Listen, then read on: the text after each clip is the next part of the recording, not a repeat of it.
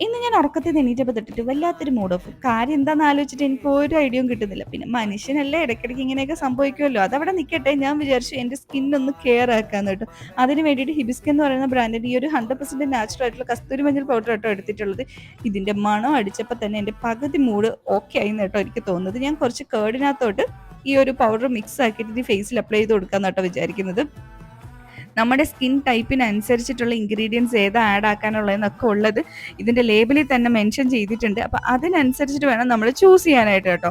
ഈ ഒരു product purchase ചെയ്യാനുള്ള ഡീറ്റെയിൽസ് കാര്യങ്ങളൊക്കെ ഞാൻ സ്ക്രീനിൽ തന്നെ കൊടുത്തിട്ടുണ്ട്.